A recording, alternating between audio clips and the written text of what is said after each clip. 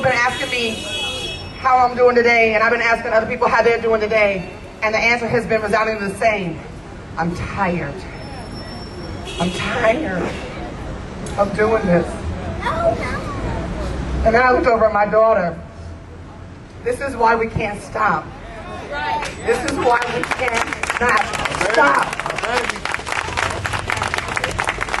They deserve to grow up in a world where they don't have to be worried every time they get pulled over, every time they see one of them pigs walking by them, that they might not live past that experience. They need to grow up in a world where we are patrolling our communities. We are holding people accountable in our communities for living right. We are educating our babies. That's it. I just wanted to remind us about why we can't stop. Yes. Why this fire has to stay lit.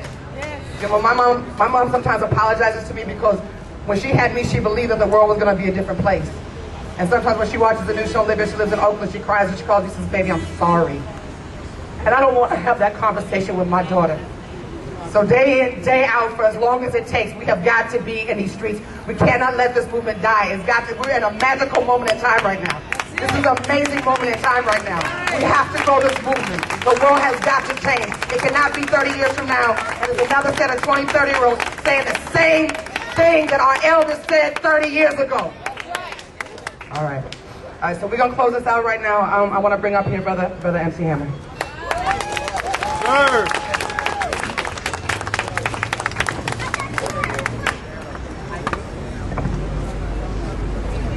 First of all, Alan Blueford was a dear friend of my child, my children. He slept in my house. They played ball together since they were 6 years old, all the way until high school. I know his father and his mother extremely well. We prayed together on nights, years and years. So when the character assassinations begin, they won't stand. Alan was a good kid and a great kid. None of us profess perfection. But execution,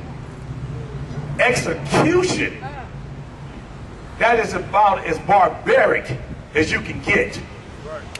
To see our own kids continuously shot down, lives devalued, to see them take a position to not even give an answer to this mother and this father, we will not tolerate it. And they will be held accountable. Alan Blueford was on his way to graduating high school. So when you point out flaws and mistakes, make sure that you point out that he was graduating in June. Make sure you point out that for whatever reason he was on probation, he was free. He was free. So if he was out here, how can the penalty for fleeing be death? How is the penalty for fleeing death? It's not acceptable, and it won't be acceptable. We're going to hold you accountable. You won't be able to hide behind law. You won't be able to hide behind a badge. You won't be able to hide behind your fears. You will be held accountable, not only for Alan Blueford's life, but for the symbolic life of young people of color throughout America that seems to pump fear in your heart just by their appearance.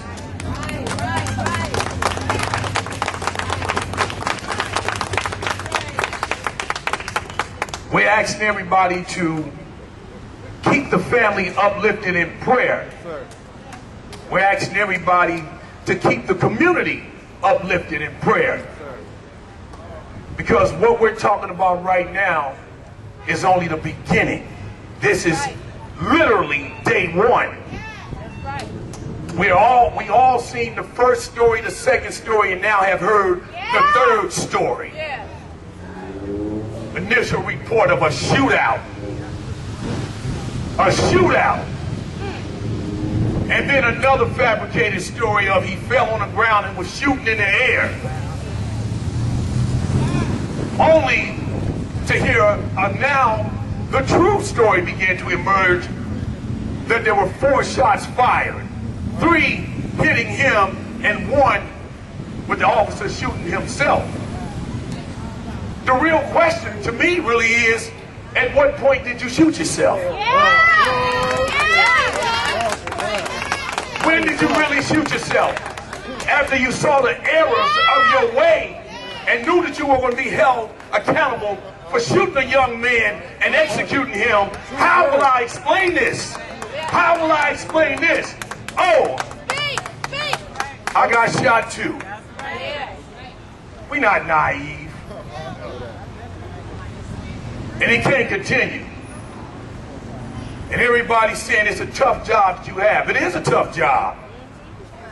But it's a difference between saying I came home from work and I had a tough day versus I came home from work, I had a tough day and I killed a couple of people.